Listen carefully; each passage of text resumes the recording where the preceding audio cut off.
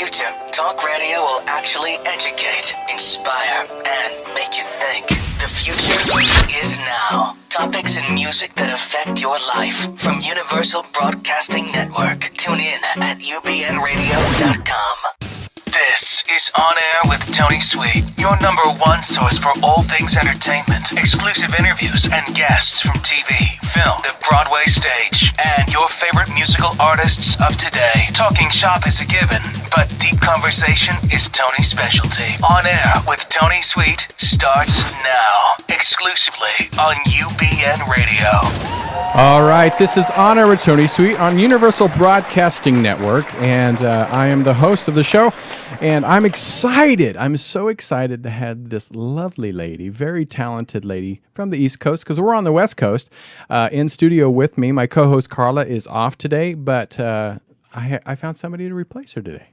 We have in studio the publisher, editor-in-chief of Chicken Soup of the Soul, and we're going to be talking about a new book she put out. It's called Simply Happy, and we all need that right now. We sure all need do. that. So we have Amy Newmark in the house.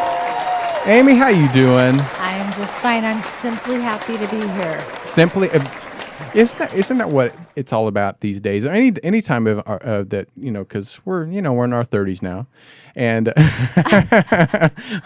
That's the new math. the new math. But I think it's important that happiness can be just simple. We don't have to go and get extravagant life to be happy, and I think we're learning that as we get older. With our lives and with the people that we surround ourselves with. But I'm before we start talking about Simply Happy, the book that you wrote, what I do with On Air with Tony Sweet, I like to go back and see that little Amy, how she A little more than 30 years ago. 31. But I want to go back and for the people that are listening, and thank you for tuning in today, and find out who she was and how over the years how it's progressed and changed into who you are today. So where did you grow up?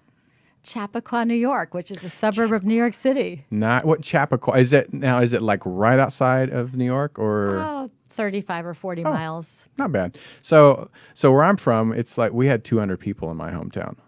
How many were in yours? I think maybe 16,000, something Ooh, that's like a big that. town. But it still felt like a small town.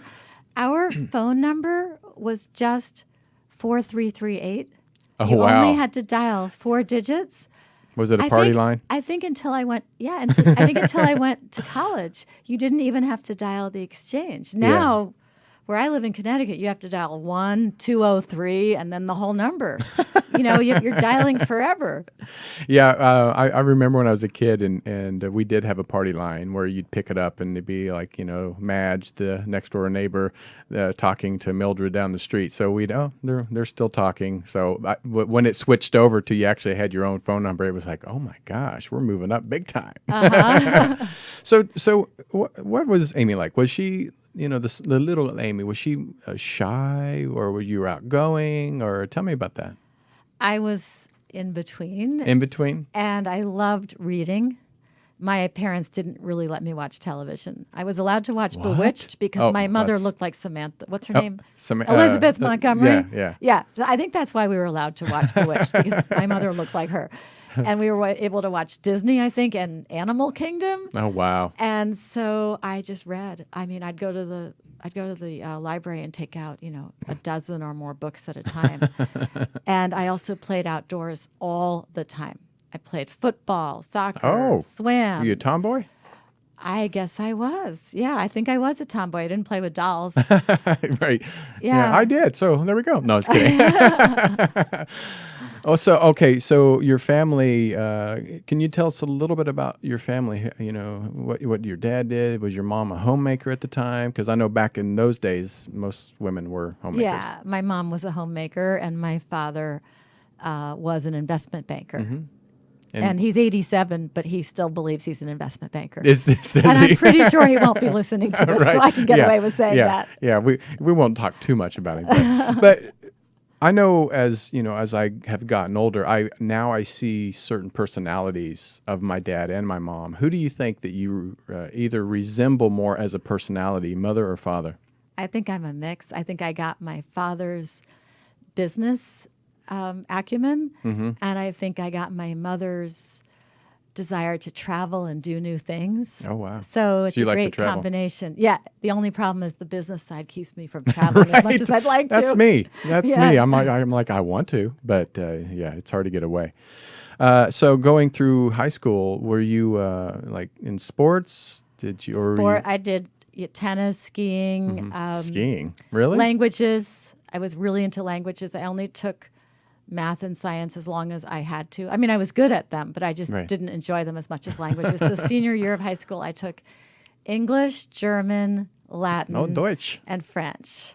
Yeah. Wow. That's what I did senior year of high school. 3. So did you retain it fairly well? No, I still have the French. The Yeah. German is gone. That's tough. I took it in high school too. Yeah, and then That's in tough. college, I majored in Portuguese, and I was fluent. I mean, I lived in Brazil.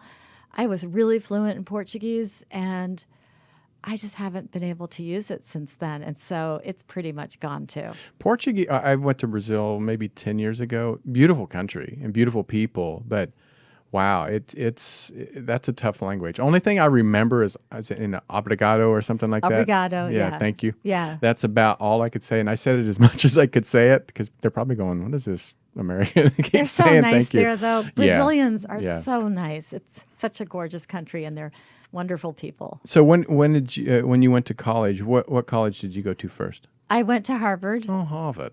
Yes. Yes. And yeah, but I'm still a normal person. Look at her like I'm just still normal. I went to junior Yeah. college in Hutchinson, Kansas. No, it's kidding. No, I only went there for 3. I graduated in 3 years because I actually took extra courses so I could get through faster. And then what would have been my junior year, I went to Brazil. Oh, wow. So the interesting thing was that Harvard, they've definitely changed since then. But at that time, nobody was allowed to study abroad. And Really? the only reason that I finally got a special dispensation, which required a meeting of the board of overseers or the deans or something, Right. was that I was the only person in the whole college majoring in Portuguese. I had The whole professors. college? I had 2 professors, which was great because what a great way to take a very big impersonal institution and right. turn it into a personal place, Right. right? So I had a very personal experience there. 2 professors, the only one majoring in Portuguese, but they actually didn't have enough courses for me to meet the requirement. Really? So they had to let me do a semester abroad in Brazil. So they made the exception. Were They you the made- first person ever? I might have been, and because they said you could never have any semester that would be better than a semester on campus. And of Wow. course, the best semester I ever Was had off campus. was the one in Brazil because I grew up so much. When Yeah. I came back for my senior year, everybody just looked like a little baby to me because they didn't have that chance to grow up by Right. going to a foreign country and doing strange things and trying to, work in another language and make your way around. So it was a great experience going to Brazil. So majoring in language, Portuguese, and going to Brazil, was that something that you always thought you wanted to do? Your dad's an investment banker, and your mom's a homemaker. But it's strange that you went into that direction, Well, I loved languages. right? But And I did take what 3 started it? languages. What started the love of language? I don't know. Maybe it was because they didn't let me watch television. I'm not really sure. But here's what happened. My father, when I was applying to college and I was applying to competitive colleges, he said, if you want them to think that you're interesting, you should tell them that you want to major in Portuguese because you'll stand out. And he was Wow, doing a look lot at of Daddy. investment banking in Brazil at that time. Yeah. So he took me to Brazil on one of his business trips. And I got to see the country and I could talk. I could talk the walk, or is Right. it walk the talk? I could the walk the yeah, talk. something like that. So when I went for my interviews, I told them how I wanted to major in Portuguese, and it ended up being true. I convinced myself, and so that's why I majored in Portuguese. But really, I didn't. It started out as a way to look interesting and get into college. That's hilarious. And so when you went to college, actually when you went to Brazil, did you go to a college down there, or how did it No. work? They just kind of threw us out there, like, go out and meet people and learn how to speak Portuguese. And I lived with a family, and they wanted us to do a research project. Mm-hmm. And so I decided to do research for what would be my honors thesis at Harvard, because senior year you did a thesis. Right. And so there was this form of popular poetry in Brazil, and they would publish it on like little hand-cranked presses, and Right, it was called in little folietos, which were like little folios. And it was the poor person's literature. They were very inexpensive, and the people there, most of them were very poor. And I was in the northeast of Brazil, which was extremely poor. I just happened to not be there during a year of drought, so they didn't have people dying all over the place. Oh, but wow. normally they would have people dying. It was raining the year I was there, so it was a good year. And I collected hundreds of these little folietos, and the poor people there would buy these, and that was their reading material. And then there were these singers who would do poetry competitions, like slams kind of, where they would improvise. And so I would go to the poetry competitions, and they would sing songs about me, because there I was, the only blonde that many of them had ever seen. I mean, I went into some parts of the interior of Brazil where I would have people standing around me in a circle looking at me. Did it ever because I make you was such an nervous, or oddity. just like No, I kinda didn't like they feel. just keep You know staring what? at me? I was 20. I was not old enough to feel threatened. Right. You know, when you're 20, you're just stupid Yeah, and you don't right, think right. anything had happened to you. But of Invincible. course, they were nice. I remember I went into this one little town, and all these women and children surrounded me in a circle, but nobody came too close. So I'm standing in the middle of a circle, and all these people are surrounding me. And I took 2 steps forward, and the circle moved with me. And I took 2 steps to the side, and the circle moved with me. Sounds like a I mash, thought, wow, like I'm like the Pied Piper. a mosh pit or something. Or, And then somebody ran out, like a kid ran out from the crowd and touched my blonde hair, which was down to my waist at that time, Right. and really white blonde. Although it is kind of back to white blonde again with the aging process. Shh, don't tell that. Yeah, the 30 plus Yes, years. the 30 plus. And so, and then one of them said, "We think you might be from Rio," because that was as far away as they could imagine anybody being from Rio de Because you Janeiro. spoke fluent Because my Portuguese was good enough. Yeah. So it was very interesting. But here's what I did in Brazil. I was collecting stories from the people, right? Right. So then it didn't even occur to me until after we bought Chicken Soup for the Soul that I was collecting stories from the people again. It's a big circle, isn't it? It is a big circle, and that's why I go back and let people hear about, you know, the people, from actors to singers. It's fascinating to how we can connect the dots from our childhood. You know, there might be in-betweens that we, you know, kind of went off path, but we always somehow end up doing what the universe or our destiny is supposed to do. And by saying that, then when you're in Brazil, you come back and start your own career. I couldn't imagine it was just being Portuguese teacher. No. What did you do after you got to college and start? Okay, so moving when I was forward? in Brazil, this is really strange, but the way that telecommunications works, telephone systems, is the phone companies buy these big monstrous pieces of equipment, Right. and they put them in your community. And so if you have an old piece of equipment, you know, you have the party line, because they have to get 30 years out of that equipment. So you go to a country like Brazil that was just kind of joining the modern world then. They were getting brand new pieces of telephone equipment that we didn't have in the Oh. United States. So Wow. this was a long time ago. This Right. was the late 1970s, I have to confess that. So they had call forwarding, they had call waiting. They had that already? They had all these services that we didn't have in the United States because they were buying the newest equipment. Where Right. here we had to wait maybe 15 more years in our Right. particular Kinda like town our cell phones. for the new equipment to be Yeah. brought in, because first they needed to use up the old equipment. So I found that while I was down there, I was fascinated by the telecommunications system. So I came back, and the summer between that trip and starting my senior year of college, I got down to $11 in my checking account. And I said, I have to get a job. And I found a job at a company that was analyzing the telecommunications market in Brazil. So I went there using my fluency in Portuguese and wrote their newsletter about opportunities to sell telecommunications equipment Right. in Brazil. And so that combined my Portuguese with my new interest in telecommunications. And from there, a 30-year career in telecommunications ensued. That's amazing. I mean, that is amazing. And did you love it, or was it something? You know how people, back in the day, I remember when I got out of college, my dad was like, get a job, stay with that job 30 years. And even if you don't like it, but it's, get to put the money away. What did you love your job? I love telecom. You did? I love telecom and technology. Yeah, I spent 30 years being an expert on telecom and technology, but in all different ways. I was a consultant selling research reports to the telecom and technology companies. Right. I was a Wall Street analyst analyzing the stocks.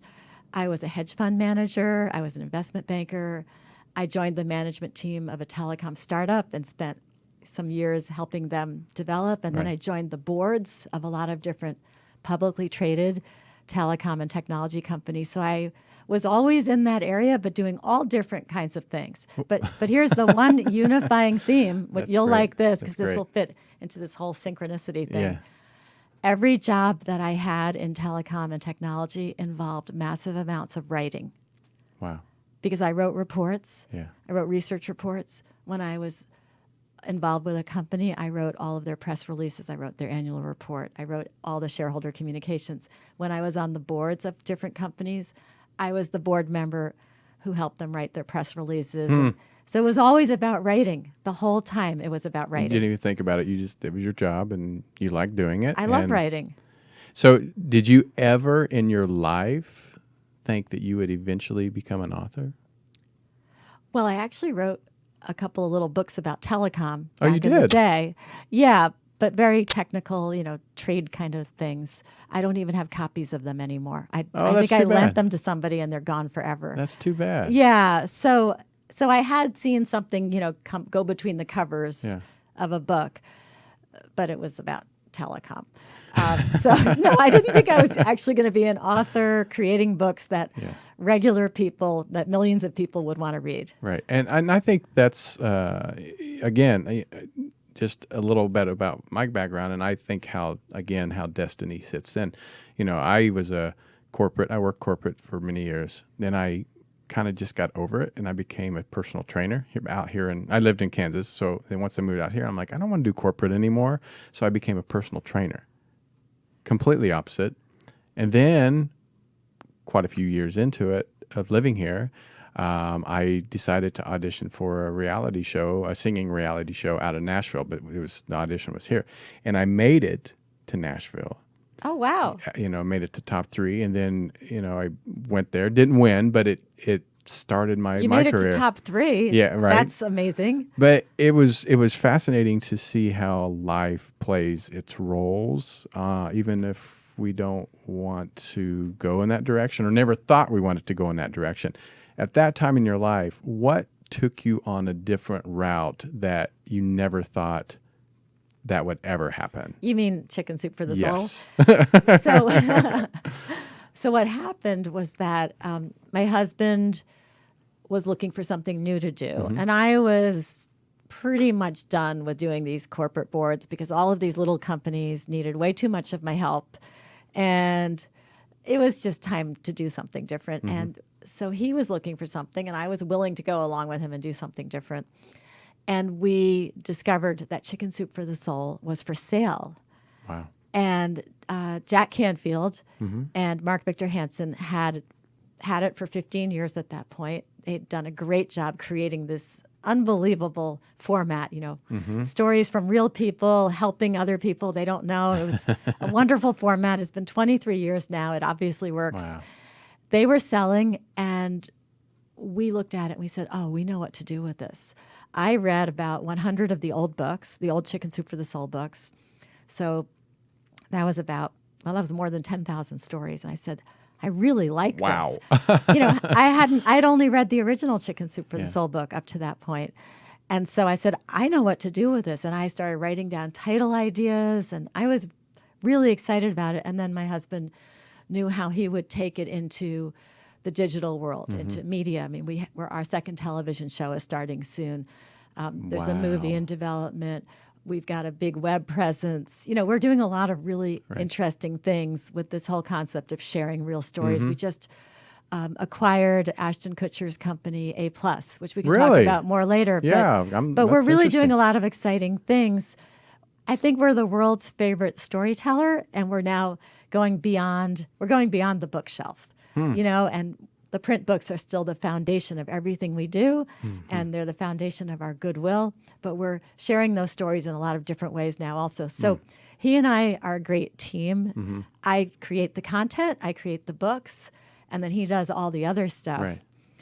So we just decided to do this crazy thing. I had just turned 50. I just sent the youngest child off to college. We were free, totally free. And then we decided, no, we're going to do this and work the hardest we've ever worked in our lives, right? And start going to an office again. As well. Well, Yeah. that's what I was going to ask is, first of all, when they decided that you heard that they wanted to sell, did you ask them why they wanted to sell?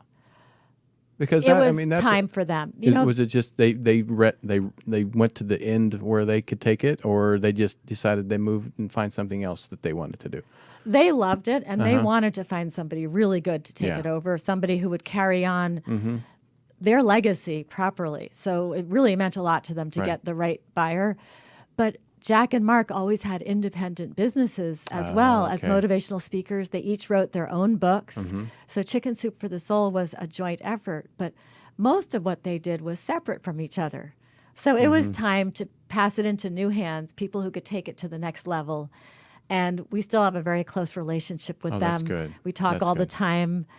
Jack's been on my podcast. It's a very good relationship. And I feel like I've done a good job of making them proud and carrying on the good work that they started. And so when that everything went to you guys, your name was on it now.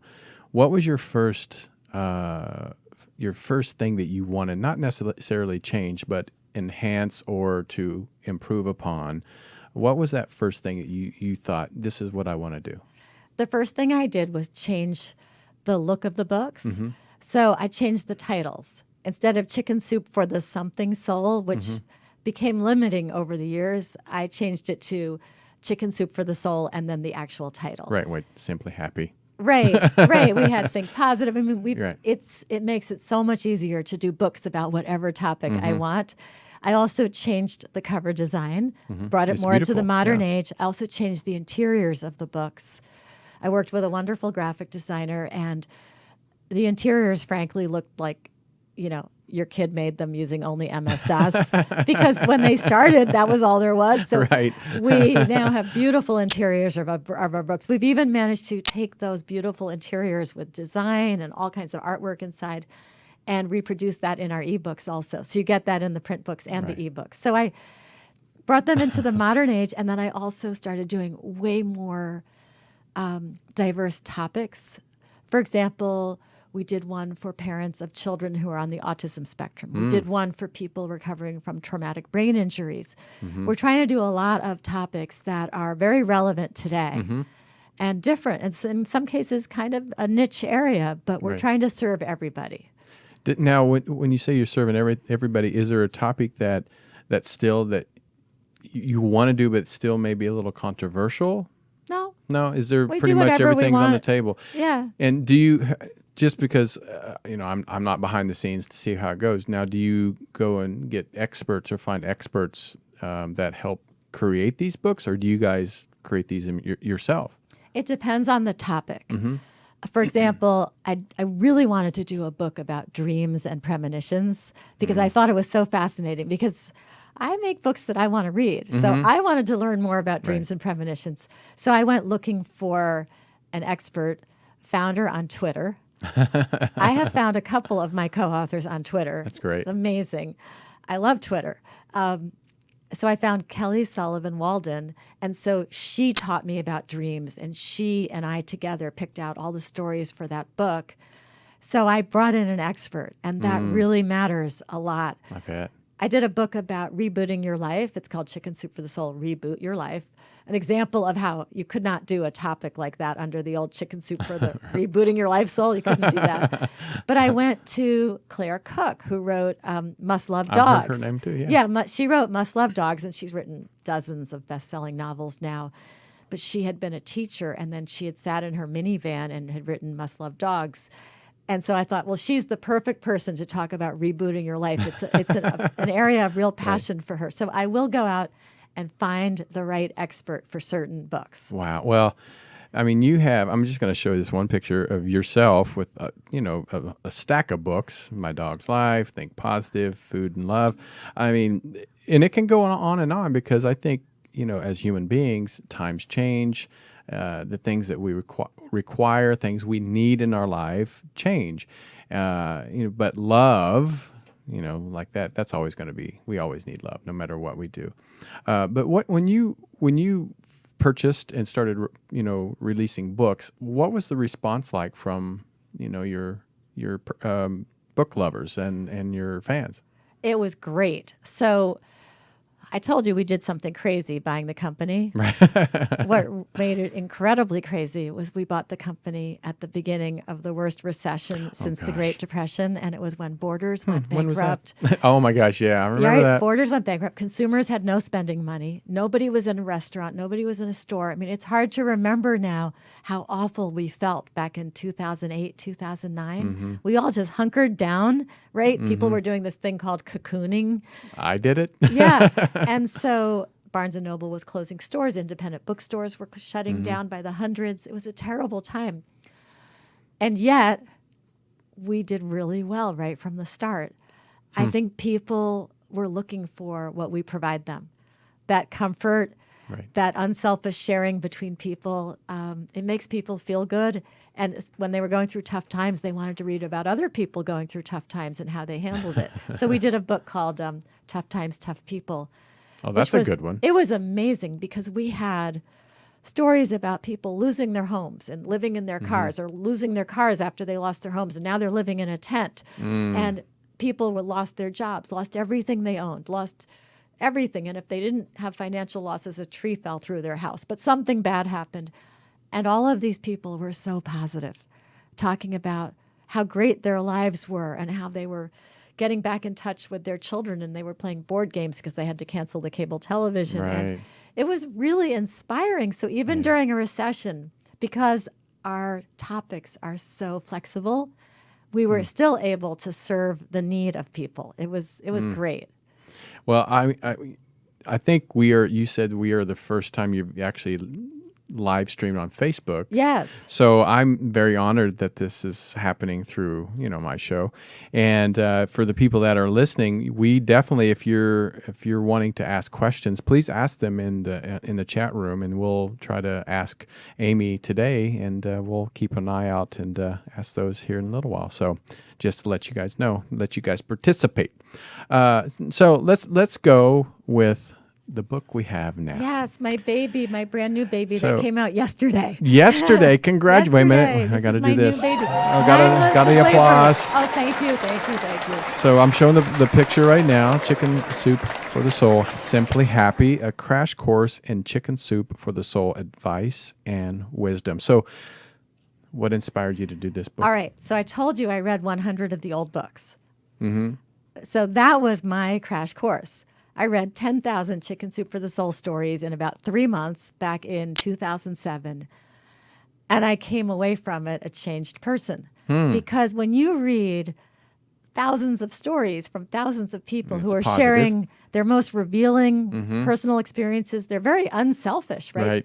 They're saying, look, this is what happened to me. These are the mistakes I made. These are the things I did right. These are the things I did wrong. And they're sharing all of that, so you can just inhale all of those experiences and learn from them. Right. And I came away from that experience more grateful for what I have, more grounded, way less judgmental.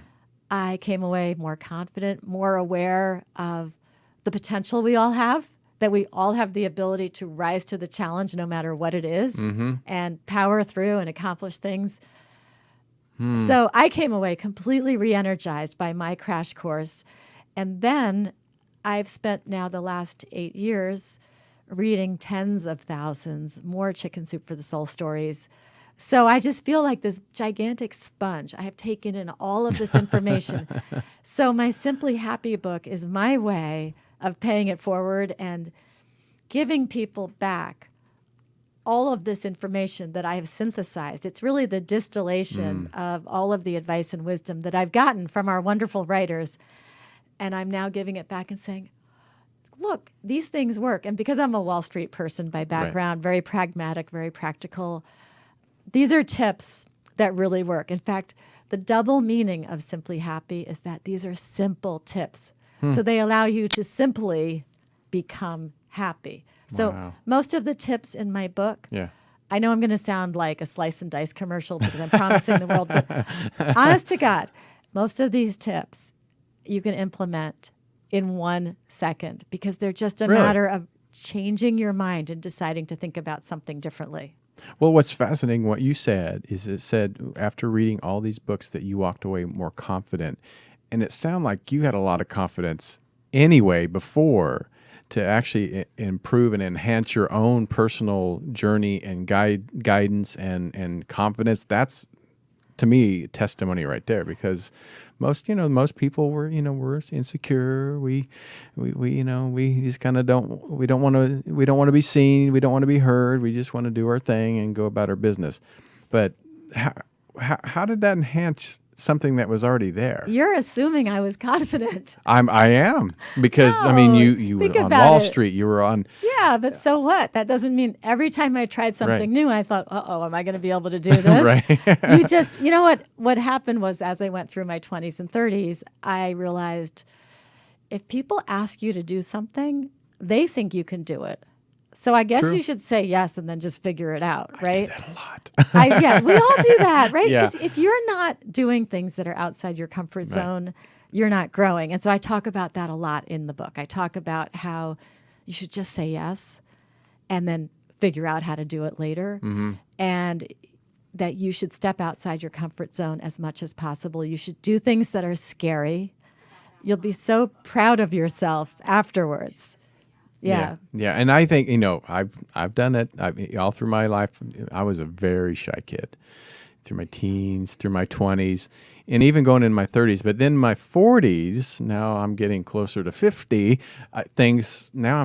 I'm like, yeah, of course, I'll do it. Oh, you want to be? Yeah, I'll do that. When we go to this event, sure, I'll do that. And because even though that's still inside of me going, I don't want to go, but I know that it's good for me as a human being to connect with other people.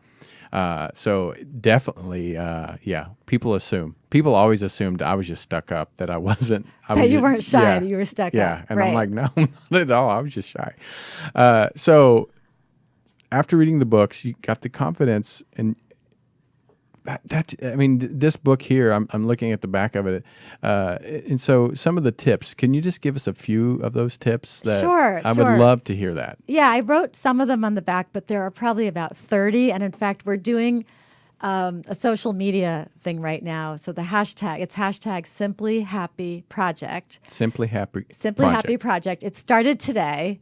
And there's going to be a new tip each day for 30 days. And I already got to implement today's tip. I got lucky. Today's tip is about doing a random act of kindness for someone. And I got really lucky because they got my order wrong at Starbucks this morning. You got my order wrong. I ordered a feta wrap, and they gave me a sausage sandwich. And I said, I don't want a sausage sandwich. Can I have my feta wrap? And they said, well, keep the sausage sandwich anyway. And so I saw this kid sitting outside, and he was all alone, and he had like a hoodie on, and he was all, he looked like shy and miserable, and he wasn't in there ordering anything. So I gave him the sandwich. So I got to do my random act of kindness for today. But there's going to be a different tip each day on Pinterest, Twitter, Instagram, Facebook. Oh, so Simply Happy Project. Okay. So it's all tips from the book about things that will make you happier, like doing a random act of kindness for someone makes you happier. But other tips. I'll tell you one that people are loving. I did it Please share. on Home and Family, the Hallmark Channel, and they were all over this one. Using the power of no to make room on your calendar for what matters to you. Oh, wow. Because I think it's something big. that you learn as you get older, and maybe I'm just turning into a curmudgeon, but you have to learn, and maybe in your 20s and 30s, you're not as willing. I mean, a lot of these tips are things that I wish I had known in my 20s and 30s, and I have 4 children aged 27 to 37, so I am still very much involved in knowing what their lives are like, and what they're thinking and what tips they could use. Right. But anyway, I've learned you have to be honest. If somebody asks you to do something, it's okay to say, I can't do that because I need to stay home and read a book for an hour on my couch. Like, I need that time or I'll go crazy. You can just be honest and say no. Another great tip that people have really responded to is the fact that you are allowed to choose your own friends. Your relatives you're stuck with, right? Unfortunately. Love you guys. But I have wonderful relatives, just saying. Yeah. But the fact is that, you know how you sometimes say, oh, I need new friends, or this friend is so negative all the time, and I don't actually enjoy spending time, and you only have so much time to spend with your friends. So you can weed the toxic, negative people from the garden of your life. You're allowed to do that. 200% agree. Right. And especially for women, that's hard. We Really? feel that we can't do that. Another great tip, and I'm just thinking about, like, I was reading, I'm so excited. I have 45 great reviews on Amazon. And so I was looking at That's what good. people said. Well, I sent out a lot of advanced reader copies to get reviews.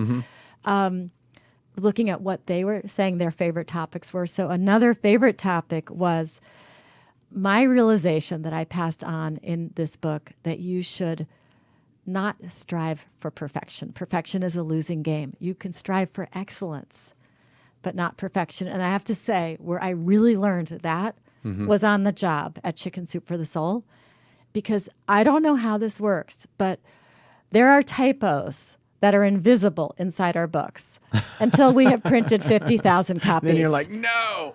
And they do not emerge and say, hello, glaring, embarrassing typo, until 50,000 books have come back from the printer. And then the typos show up. Actually, we were just talking about this today before you even got here with some of my employees, that I said, what's funny is perfectionists, couple things, either are the most miserable people or make the most mistakes.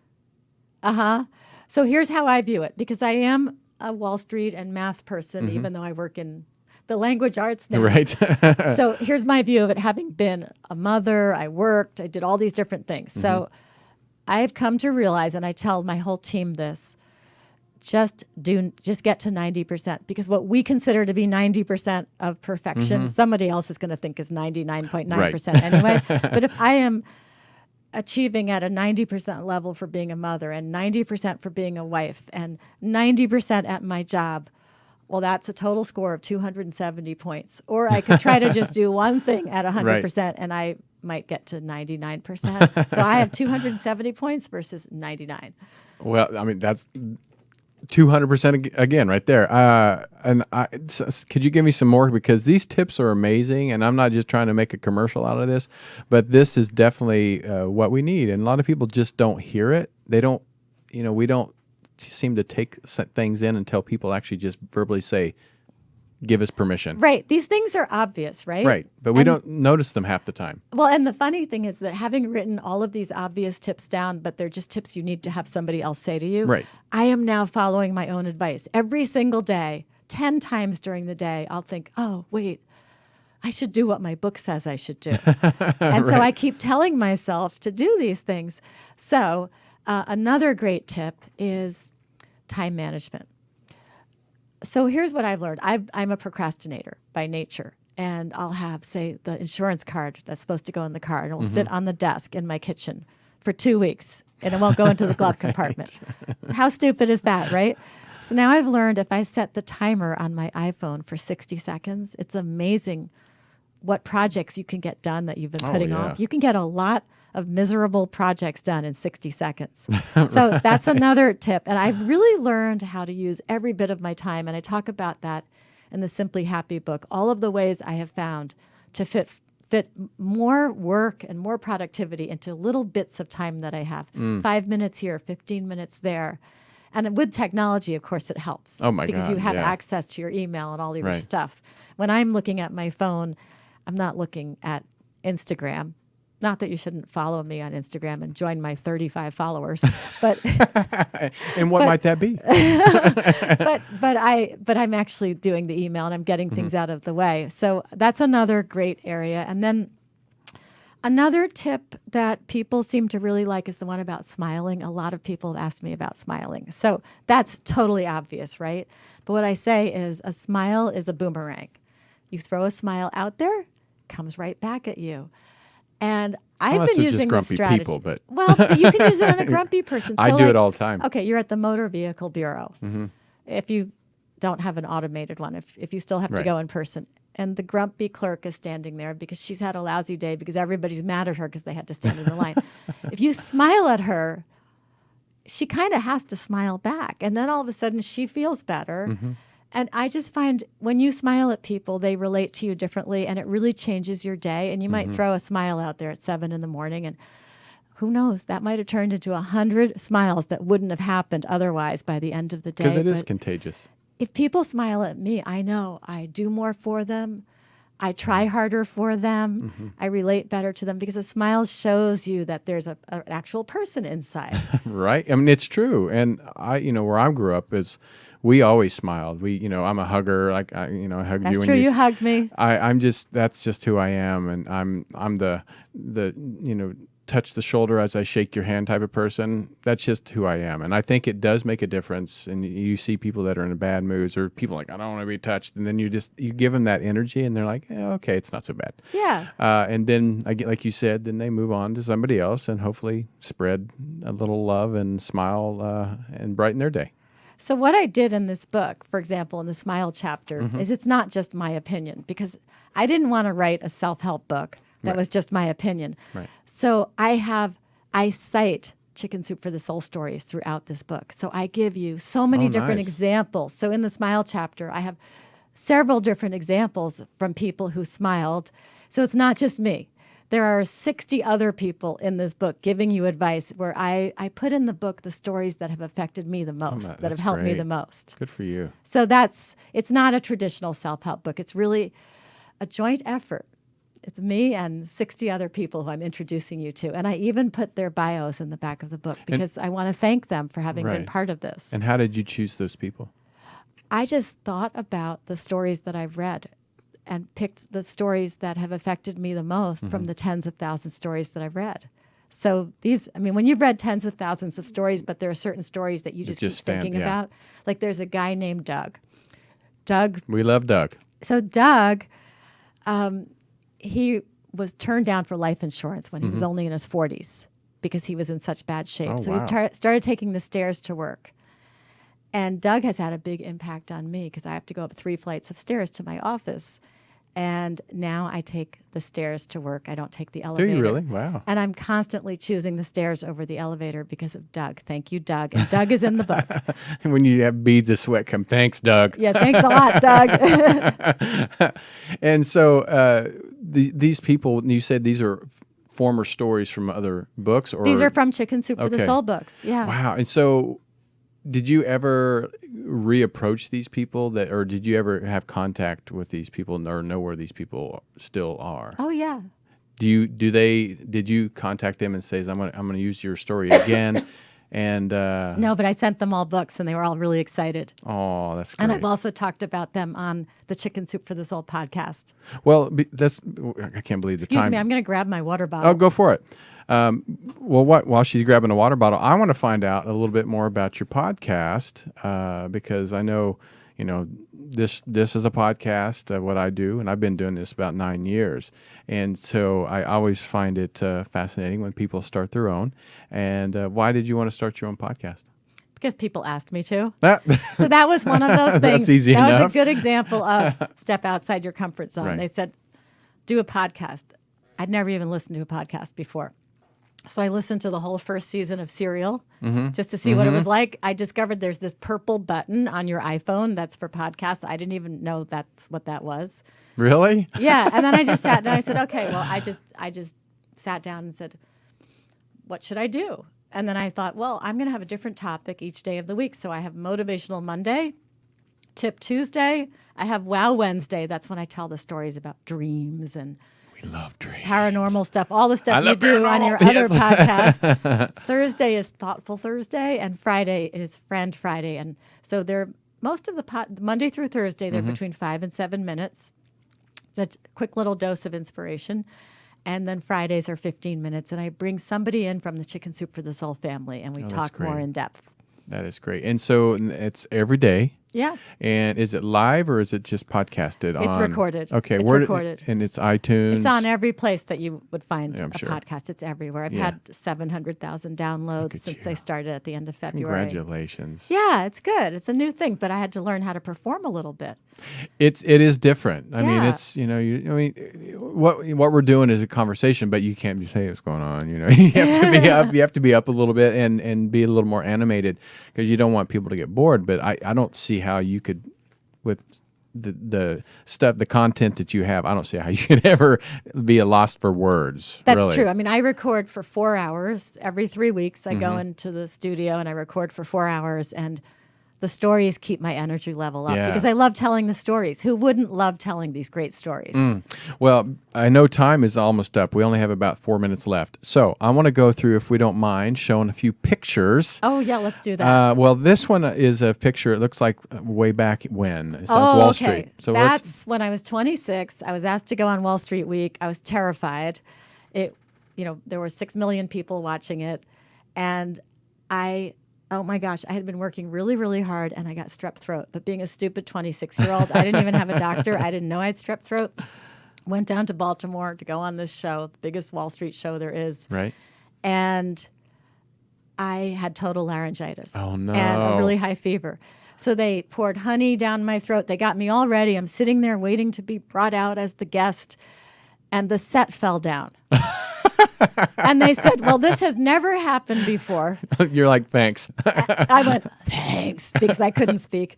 And they said, well, now we're going to have to go live in an hour. They were going to tape it. Oh, my God. We're going to have to go live in an hour. And I said, but I can't speak. So they had to pour more honey down my throat.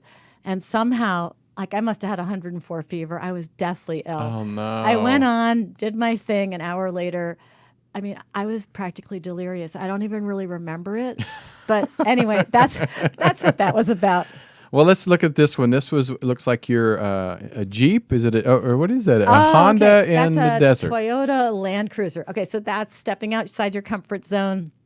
My husband and I we go on these wild vacations. So we've been to Dubai a couple of times, and we're going back again pretty soon. And we go on these crazy Jeep rides where this South African crazy 20-year-old takes us in a Jeep, and you go up and down the sand dunes, and basically the Jeep is sliding sideways down the sand dunes. I basically have my eyes closed, and I'm just kind of like, I'm never doing this again. I'm never doing this again.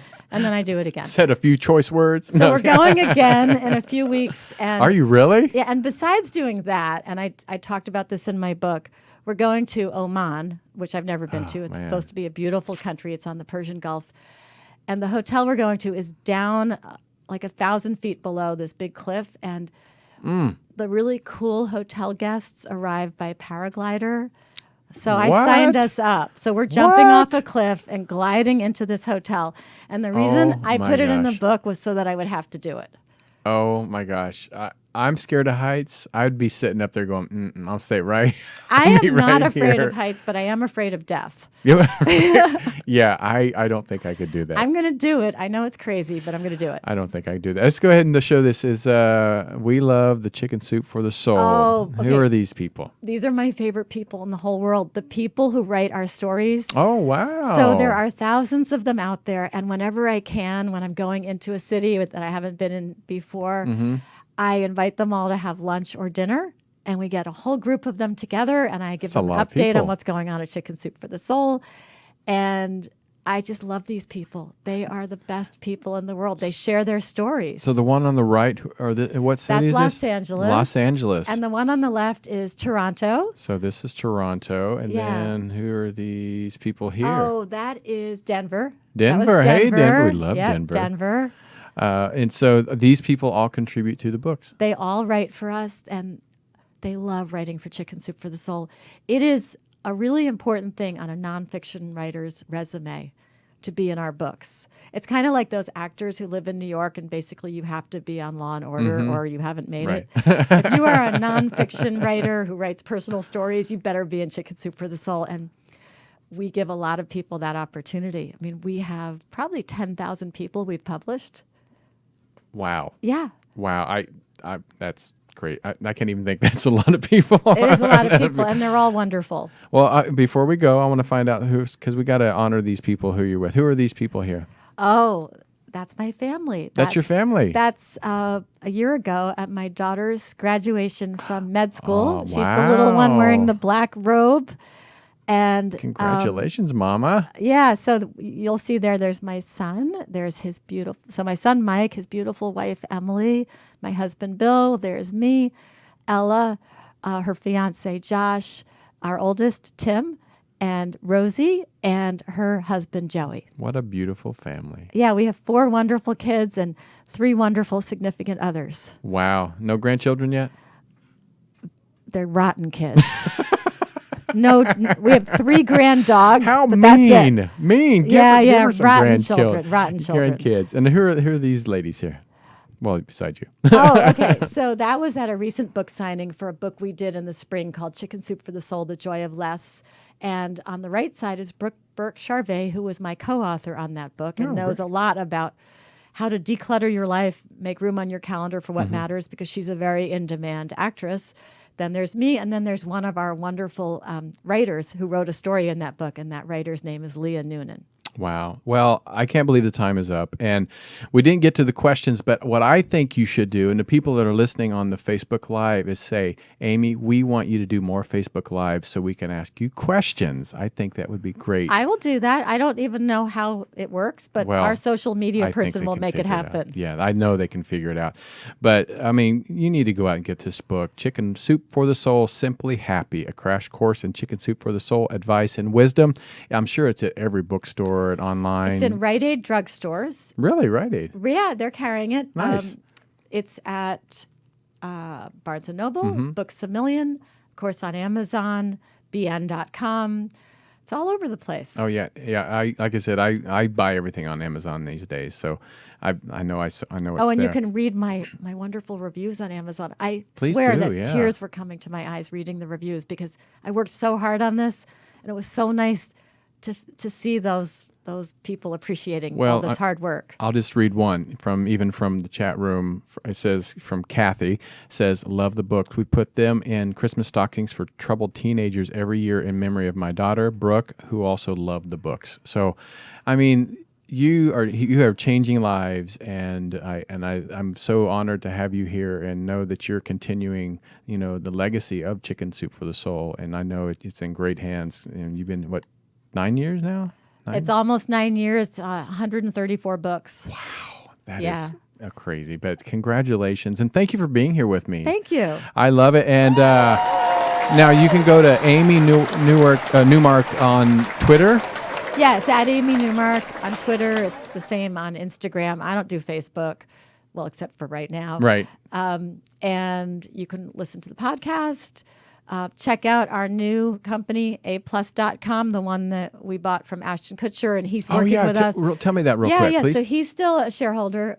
We bought a majority interest. He's still chairman of A+, and what a is shareholder. What is it about? It is this website that you've been to a million times and you just didn't know it. Because they're a positive journalism website, tons of great stories, great videos. And when you've clicked on links to really cool stories, you didn't even know you were going to A+.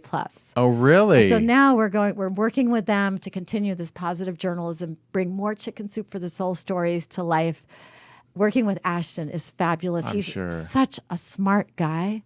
Yeah, he always tries to play the dumb characters, but he's smart. He's brilliant. When I met him a couple of weeks ago, I was in awe, not because he's an actor, but because he's such a great technology investor. I've heard that That's about what him. I was in awe of. He really knows what he's doing in technology, so I'm very excited that we're working with him now. Well, I'm going to have to check it out because now I have to go and see what exactly the website is because like you said, aplus.com. And then there's chickensoup.com to read more about all of our books and everything else. So what we're an everywhere. honor. All right. Well, thank you guys for tuning in to On Air with Tony Sweet on UBN Radio. Stick around for other shows here on UBN, but check out my show on Friday, Truth Be Told with Tony and Eddie. We have a great psychic medium coming on this Friday, Michelle Livingston, and we hope you enjoyed today's show. Check out all of our shows and find out where Amy's going to be. Are you going to be doing any book signings soon or anywhere? No, but I am going to be on morning television in San Diego tomorrow. Oh, KUSI and Look at CW6. you. Well, look at you. All right, we're out of here. We'll talk to you soon. Until then, have a good day.